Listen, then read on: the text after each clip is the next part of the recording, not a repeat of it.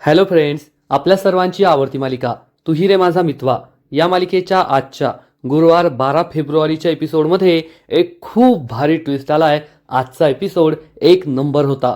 मग नेमकं घडलंय तरी काय? तर फ्रेंड्स, आपण सगळ्यांनी पाहिलं की राजेशने एका पत्रकाराला अर्णवने शलाका पाटीलचा खून केलाय अशी बातमी दिली आणि मग हा पत्रकार काही महिला मोर्चाच्या लोकांना घेऊन अर्णवच्या घरी पोहोचला. अर्णवच्या घराबाहेर मोठमोठ्या घोषणा दिल्या आणि एका बाईने तर चक्क अर्णवच्या तोंडाला काळं फासण्याचा सुद्धा प्रयत्न केला. परंतु आज खरा झंझावात केला तो म्हणजे ईश्वरीने. ईश्वरी ही कमाल धमाल बेमिसाल होती. तिने आपल्या नवऱ्याचा म्हणजेच अर्णवचा अपमान होऊ दिला नाही, त्याच्या तोंडाला काळं फासू दिलं नाही आणि या सगळ्या पत्रकारांना, या सगळ्या महिला मोर्चाच्या बायकांना चांगलं ठणकावून सांगितलं की माझ्या नवऱ्याचा यामध्ये काहीही हात नाहीये. आणि त्याच वेळेस अर्णव हा आपल्या कंपनीतील महिला कर्मचाऱ्यांची किती काळजी घेतो, अर्णव अनाथ मुलांसाठी किती काही करतो आणि अर्णव किती चांगला माणूस आहे हे सुद्धा ईश्वरी ठणकावून सांगते. आजच्या एपिसोडमध्ये ईश्वरीचा जो अभिनय आहे, तिचे डायलॉग्स आहेत आणि एक बायको आपल्या नवऱ्यासाठी काय करते हे पाहून तुम्हाला सुद्धा खूप भारी वाटेल, एवढं मात्र नक्की. मग हे सगळं घडलं तरी कसं हे जाणून घेण्यासाठी हा व्हिडिओ शेवटपर्यंत नक्की पहा.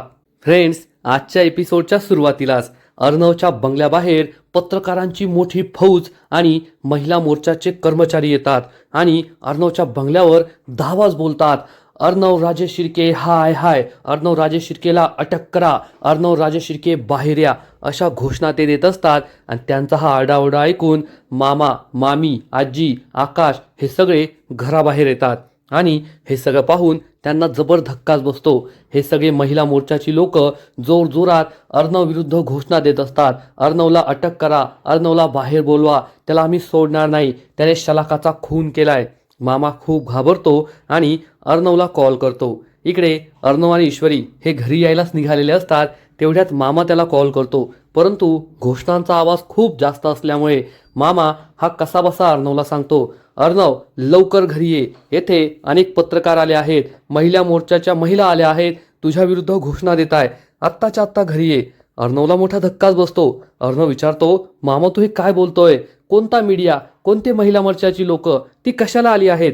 पण मामा पुढे काही सांगणार इतक्यात मामाच्या हातातून फोन खाली पडतो आणि फोन कट होतो. अर्णव हा विचारतो, मामा काय झालंय? पण त्याला समजतं की फोन कट झालाय. ईश्वरी विचारते, काय झालं सर? तर अर्णव सांगतो, मामा खूप घाबरलेला होता, घरी न्यूज चॅनलवाले आले आहेत, महिला मोर्चाची लोक आली आहेत. हे ऐकून ईश्वरी सुद्धा घाबरते. हे दोघेही गाडीमध्ये बसतात आणि घराकडे यायला निघतात. तेव्हा अर्णव हा जोरात गाडी चालवत असतो. ईश्वरी त्याला विचारते, सर महिला मोर्चाची लोक घरी का आले असतील, मीडियावाले घरी का आले असतील? अर्णव म्हणतो, काहीच कळत नाहीये, मामाने अर्धवटच सांगितलं, पण तो खूप घाबरलेला होता, आपल्याला लवकर जावं लागेल. आणि तेवढ्यात शिर्के अर्णवला कॉल करतो. अर्णव फोन उचलतो तर शिर्के सांगतो, सर खूप मोठा प्रॉब्लेम झालाय, आपल्या स्वस्तिक क्रिएशनला सगळ्यांनी चहूबाजूंनी घेरलंय, पत्रकारांची फौज आली आहे, महिला कर्मचारी आले आहेत आणि आपल्या कंपनीविरुद्ध मोठमोठ्याने घोषणा देत आहे. अर्णवला जबर धक्काच बसतो. अर्णव विचारतो, शिर्के नेमका मॅटर काय आहे? शिर्के सांगतो, हे सगळे लोक तुम्हाला शलाका पाटीलच्या मृत्यूबद्दल जबाबदार धरताय. अर्णव आणि ईश्वरीच्या पायाखालची जमीनच सरकते. अर्णवचा विश्वास बसत नाही की या प्रकरणाशी माझा आणि माझ्या कंपनीचा काय संबंध, आणि तो घराकडे यायला निघतो. ईश्वरी सुद्धा घाबरलेली असते. तर इकडे मामा, मामी, आकाश हे सगळे पत्रकारांना समजवण्याचा प्रयत्न करतात, शांत व्हा, या मोर्चाच्या लोकांना समजावतात, शांत व्हा. तर एक अतिशहाणा टकलू पत्रकार असतो आणि तो म्हणतो, ओ अर्णव राजेश शिर्केला कोठे लपून ठेवलंय, बोलवा त्याला घराच्या बाहेर. तर हा मामा म्हणतो, नीट बोला आधी, लपून ठेवलं काय? अर्णव घरात नाहीये, तो बाहेर गेलाय, मी त्याला बोलवलंय, तो आत्ता येथे येईल. तर आजी म्हणते, पण माझ्या अर्णवचा या प्रकरणाशी काहीच संबंध नाहीये. मामी म्हणते, हो हो, तुम्ही उगाचच आमच्या कंपनीला बदनाम करताय. आणि त्याच वेळेस अर्णव आणि ईश्वरी हे दोघेही तेथे पोहोचतात. अर्णव आणि ईश्वरी पुढे येतात. तर हा टकलू पत्रकार विचारतो, अर्णव राजेश शिर्के उत्तर द्यायलाच हवं, कोठे गेला होता तुम्ही, लपून बसला होता का? तुम्हाला आमच्यापासून असं पळून जाता येणार नाही. हे ऐकून अर्णव खूप चिडतो आणि म्हणतो, हे काय चाललंय तुमचं, तुम्ही इथे का आला आहात? तर एक महिला पत्रकार म्हणते, मी तुम्हाला प्रश्न विचारणार, तुम्ही मला नाही प्रश्न विचारायचे, आमच्या प्रश्नांची उत्तरं तुम्ही द्यायची. अर्णव आणि ईश्वरीला आश्चर्यच वाटतं की ही काय त्यांची बोलायची भाषा आहे. तर ईश्वरी चिडून म्हणते, तुम्हाला सगळ्यांना तुमच्या प्रश्नांची उत्तरं मिळतील, कारण आमचं काही चुकलंच नाहीये, तर आम्ही तुमच्या प्रश्नांची उत्तरं देणारच. तर हा टकलू पत्रकार म्हणतो, तुम्ही त्या शलाका पाटीलचा खून केलाय का? तुमच्या कंपनीत काम करणारी महिला ही सुरक्षित नाहीये, तिचा खून झालाय आणि तुम्ही हे प्रकरण दाबण्याचा प्रयत्न करताय का? ईश्वरी ही काही बोलणार, पण महिला मोर्चाची लोक जोर जोरात घोषणा देतच असतात, अर्णव राजे शिर्केला अटक करा, अर्णव राजे शिर्के हाय हाय. तेवढ्यात ईश्वरीला समजतं की या लोकांना किती सांगितलं तरी असं काही कळायचं नाही, आणि ईश्वरी ही लगेचच बाजूला जाते आणि शिर्केला कॉल करते. ती शिर्केला सांगते, शिर्के एक काम करा, आपल्या कंपनीमध्ये आपल्या महिला कर्मचाऱ्यांसाठी जे रूल बुक आहे ते घरी पाठवून द्या, आणि हो, काही महिला कर्मचाऱ्यांना सुद्धा घरी पाठवा. शिर्के हो म्हणतो आणि ईश्वरी ही लगेच एका अनाथ आश्रमाला कॉल करते आणि म्हणते, तुम्ही अनाथ आश्रमातील काही मुलं आणि तेथील संचालकांना येथे आमच्या घरी पाठवून द्या आत्ताच्या आत्ता. म्हणजे ईश्वरीने एक वेगळाच प्लॅन बनवलेला असतो. हे सगळे पत्रकार, महिला मोर्चाची माणसं अर्णववर चुकीचे आरोप लावताय, पण ईश्वरीने असं ठरवलेलं असतं की अर्णव आपल्या कंपनीतील महिला कर्मचाऱ्यांची काळजी कशी घेतो, त्यांना कसं सेफ ठेवतो आणि अनाथ मुलांसाठी किती करतो, तो किती समाजकार्य करतो, हे या संपूर्ण मीडियाला सांगायचं, लोकांना पटवून द्यायचं, म्हणजे अर्णवची बदनामी होणार नाही. आणि इकडे राजेश मात्र घरात कुणी नाहीये, सगळेजण बाहेर आहेत याचा फायदा घेऊन अर्णव आणि ईश्वरीच्या रूममध्ये येतो. सगळ्यात आधी तर तो हँड ग्लोव्ज घालतो, म्हणजे त्याच्या बोटांचे ठसे घरात कोठेच सापडणार नाही, रूममध्ये सापडणार नाही. आणि मग तो शलाकाचा मोबाईल शोधण्याचा प्रयत्न करतो. तो सगळ्यात आधी ईश्वरी आणि अर्णवचं कपाट उघडतो आणि संपूर्ण कपाट अस्तव्यस्त करतो. सगळे कपडे खाली पाडतो, सगळ्या फाईल्स खाली पाडतो आणि खालपासून वरपर्यंत कपाट चेक करतो. आज कोणत्याही परिस्थितीत मोबाईल सापडायलाच हवा असा विचार करून तो जीवाच्या आकांताने सगळीकडे मोबाईल शोधत असतो. तर इकडे पत्रकार हे अर्णवला जाब विचारतात, तुमच्या कंपनीमध्ये एका स्त्रीचा मृत्यू झालाय आणि ही जबाबदारी तुमची आहे, तुम्ही हे सगळं का लपून ठेवलं होतं? अर्णव खूप चिडतो आणि म्हणतो, हा काय प्रश्न आहे, आम्ही कोठे काही लपवलंय, या प्रकरणात आमचा काहीही संबंध नाहीये. तेवढ्यात ईश्वरी तेथे येते आणि म्हणते, हो, या प्रकरणात आमचा काही संबंध नाहीये आणि तुम्हाला प्रश्नाचं उत्तर हवंय ना, मी तुमच्या सगळ्या प्रश्नांची उत्तरं देते. तर इकडे राजेश हा कपाट चेक करतो, मग साईड टेबल चेक करतो, पण त्याला तेथे फाईल सुद्धा सापडत नाही आणि शलाकाचा मोबाईल सुद्धा सापडत नाही. तर इकडे पत्रकार आणि महिला मोर्चाची माणसं अर्णव आणि ईश्वरीला बोलूच देत नाही. तेवढ्यात अर्णवच्या कंपनीतील महिला कर्मचारी तेथे पोहोचतात, पण हा टकलू पत्रकार अति शहाणा असतो आणि तो अर्णवला गुंतवता येतील असेच प्रश्न विचारतो. तुमच्या कंपनीतील महिला कर्मचारी सुरक्षित नाहीये, या प्रकरणाशी तुमचा काही डायरेक्ट संबंध आहे का? हा खून तुम्हीच केलाय का? हे ऐकून अर्णवला जबर धक्काच बसतो. ईश्वरी सुद्धा घाबरते. अर्णवला काय उत्तर द्यावं हे कळतच नाही की हा काय मूर्खासारखा प्रश्न आहे की मी शलाकाचा खून केलाय. आणि पत्रकार लगेच म्हणतो, तुम्ही गप्प बसलाय, याचा अर्थ तुम्हीच हा खून केलाय, तुमच्याकडे या प्रश्नाचं उत्तर नाहीये ना, म्हणून तुम्ही गप्प बसलाय.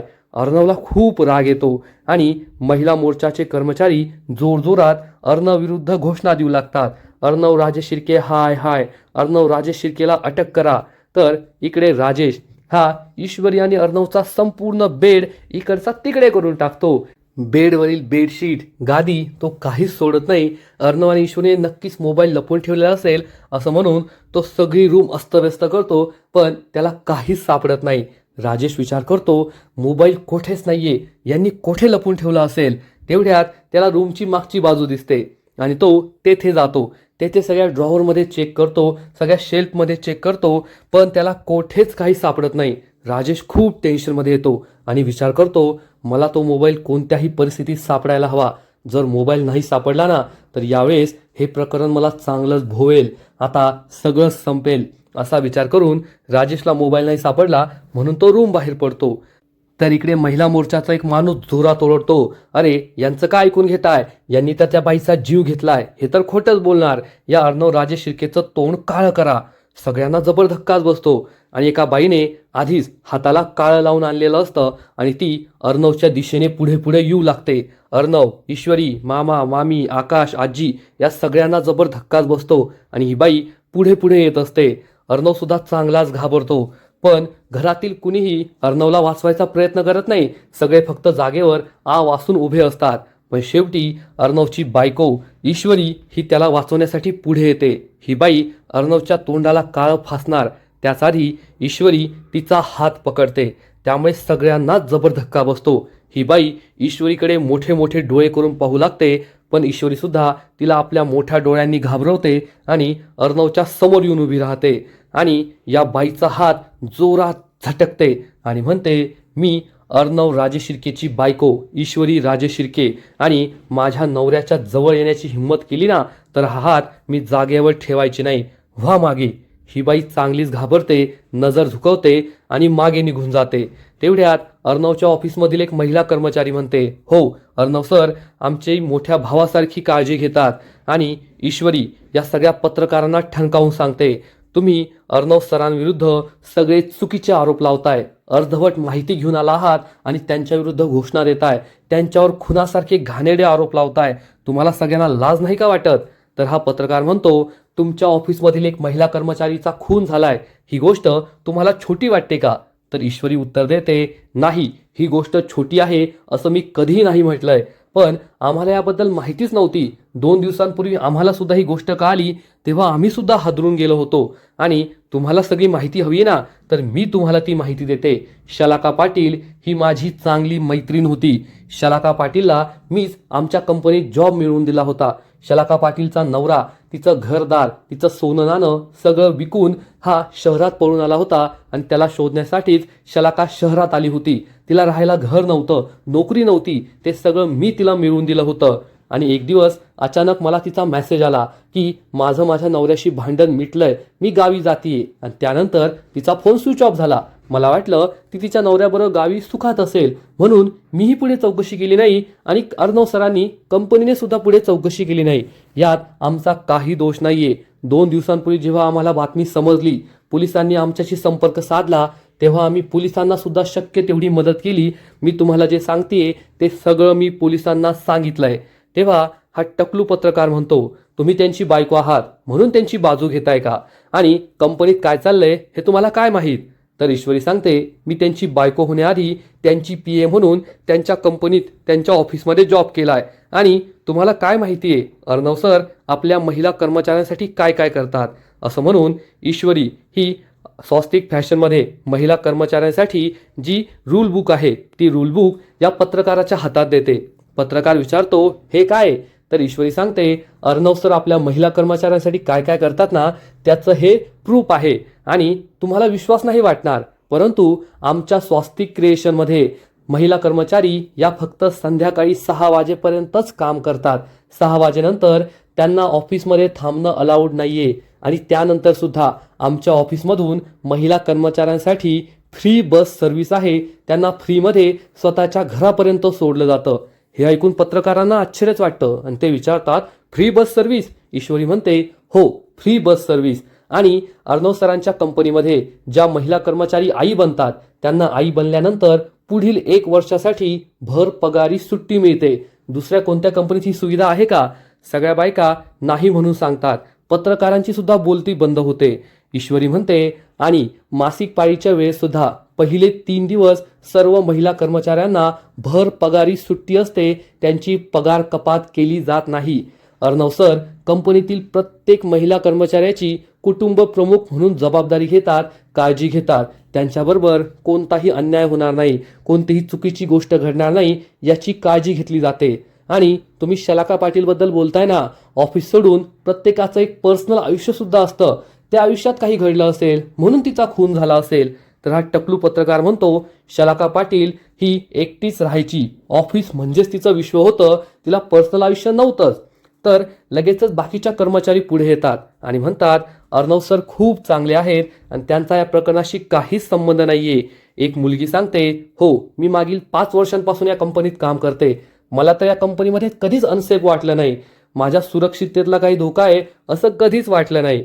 तर दुसरी मुलगी सांगते, हो अर्णव सर आमच्यावर चिडतात, ओरडतात, काही चुकलं तर बोलतात, पण एक कुटुंब प्रमुख म्हणून आमची तेवढी काळजीही घेतात. एक मुलगी सांगते, हो मी येथे नवीन जॉबला लागली आहे, तरीसुद्धा मला या कंपनीचं वातावरण, येथील रूल्स खूपच आवडलेत. याआधी मी अनेक कंपन्यांमध्ये काम केलंय, पण इतकं चांगलं वातावरण, एवढे चांगले रूल्स कोणत्याच कंपनीत नव्हते. आणि हे पत्रकार पुन्हा एकदा प्रश्न विचारतात, तुम्ही अर्णव सरांच्या बायको आहात म्हणून हे सगळं बोलताय, पण त्या बिचाऱ्या मुलीचं काय, जिचा जीव गेलाय? ईश्वरी या पत्रकारांना ठणकावून सांगते, एकतर तुम्ही पत्रकार आहात, कोर्ट किंवा पोलीस नाही आहात, त्यामुळे प्रश्न विचारण्याचा किंवा फैसला सुनावण्याचा तुम्हाला कोणताही हक्क नाहीये. आम्ही पोलिसांना मदत करतोय, पोलीस सगळं इन्व्हेस्टिगेशन करताय, त्यामुळे तुम्ही याबद्दल कोणताही जाब नाही विचारायला हवा. तुम्हाला जे प्रश्न विचारायचे असतील त्या प्रश्नांची उत्तरं आम्ही देऊच. अर्णव हे सगळं गुपचूप उभा राहून पाहत असतो. फ्रेंड्स, खरंच हा सीन खूप भारी आहे आणि ईश्वरीने आजचा पूर्ण एपिसोडच गाजवलाय. कारण जर ईश्वरी तेथे नसती तर नक्कीच या महिला मोर्चाच्या लोकांनी अर्णवचं तोंड काळं केलं असतं आणि अर्णवची खूप बदनामी झाली असती. काही न करता अर्णवला मनस्ताप झाला असता, त्याच्या कंपनीचं नाव खराब झालं असतं. पण ईश्वरी ही आपल्या नवऱ्यासाठी, अर्णवसाठी धावून आली. तिने अर्णवला वाचवलं आणि या पत्रकारांची, महिला मोर्चाच्या सगळ्या महिलांची बोलतीच बंद केली. ईश्वरी या सगळ्यांना ठणकावून सांगते, मला माहिती आहे तुम्ही सगळे इथे का आला आहात. तुमचा बोलाविता धनी हा दुसराच कोणीतरी आहे, कारण तुम्हाला संपूर्ण प्रकरणाची माहितीच नाहीये आणि तुम्ही म्हणताय आम्ही हे प्रकरण दाबण्याचा प्रयत्न केला. यात आमचा काय संबंध?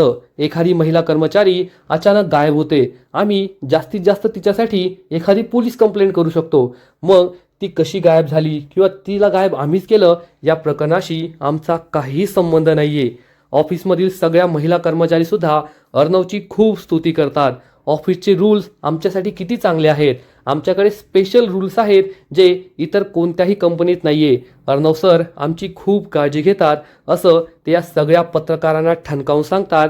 त्यामुळे या सर्व पत्रकारांची बोलतीच बंद होते आणि अर्णवसुद्धा ईश्वरीकडे कौतुकाने पाहत असतो की खरंच ज्या ईश्वरीला आपण दोष देतोय, तू मला फसवलंय, तू फसून माझ्या आयुष्यात आली आहे, तुझ्या आईने, आणि तू हा सगळा प्लॅन बनवलाय. आणि तीच ईश्वरी आज अख्ख्या जगाशी आपल्यासाठी भांडतीये हे पाहून अर्णव तिच्याकडे कौतुकाने पाहत असतो. मामा, मामी, अंजली, आकाश या सगळ्यांना सुद्धा आश्चर्य वाटतं की एवढीशी साधी भोळी दिसणारी ईश्वरी आपल्या नवऱ्यासाठी, अर्णवसाठी सगळ्यांशी लढतीये, सगळ्यांना तोंड देतीये.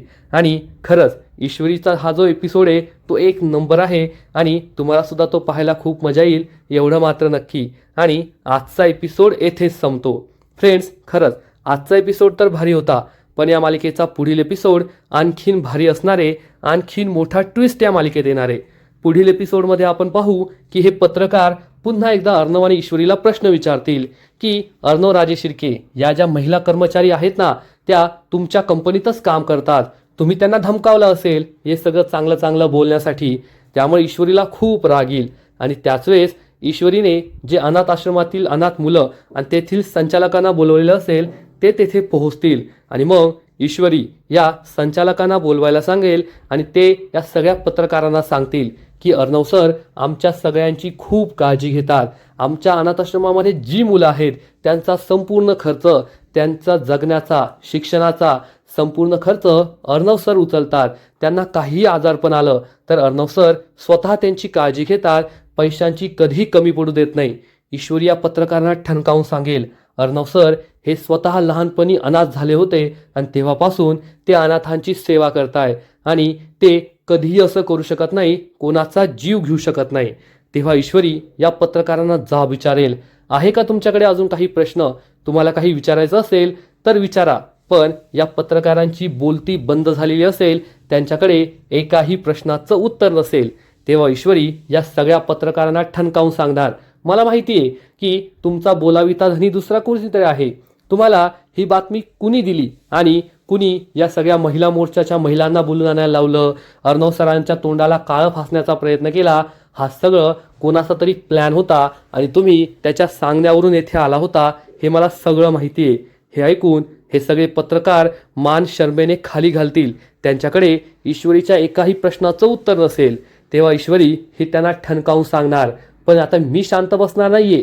ज्या माणसाने तुम्हाला हे सगळं करायला सांगितलंय तोच माणूस शलाका पाटीलचा खरा खुनी आहे. त्यानेच शलाका पाटीलला फसवलंय, मग तिचा खून केलाय आणि मी लवकरात लवकर त्या माणसाचं सत्य हे संपूर्ण जगासमोर घेऊन येणार. हे मी तुम्हाला नाही तर स्वतःला वचन देते की मी अर्णव सरांवर लागलेले सगळे आरोप खोटे आहेत हे सिद्ध करणार आणि अर्णव सरांना निर्दोष सिद्ध करून दाखवणार. त्यामुळे अर्णवला खूप आनंद होईल. घरातील सगळेजण ईश्वरीकडे कौतुकाने पाहत असतील आणि या पत्रकारांची आणि महिला मोर्चाच्या महिलांची बोलतीच बंद झाली असेल. त्यांना ईश्वरीच्या डोळ्याला डोळ्या देण्याची सुद्धा हिंमत नसेल. ते शर्मेने मान खाली घालतील. म्हणजेच आता अर्णव आणि ईश्वरी येऊन हे मोठं संकट टळलंय आणि राजेशला सुद्धा तो मोबाईल सापडला नाहीये, कारण मोबाईल तर मोबाईल रिपेअरिंग करणाऱ्याकडे आहे. मग आता राजेशच खरा गुन्हेगार आहे हे ईश्वरी कसं सिद्ध करणार ते पाहणं खूप इंटरेस्टिंग असेल. तर फ्रेंड्स, तुम्हाला सुद्धा तू ही रे माझा मितवा या मालिकेचा आजचा एपिसोड आवडला ना, नक्कीच कमेंट करून सांगा. आणि या मालिकेचे असेच नवीन नवीन अपडेट्स सर्वात आधी जाणून घेण्यासाठी व्हिडिओला लाईक करा, शेअर करा, चॅनलला सबस्क्राईब करून बेल आयकॉनवर क्लिक करा. म्हणजे या मालिकेचे नवीन नवीन एपिसोड तुम्हाला सर्वात आधी पाहायला मिळतील. खूप खूप खूप धन्यवाद.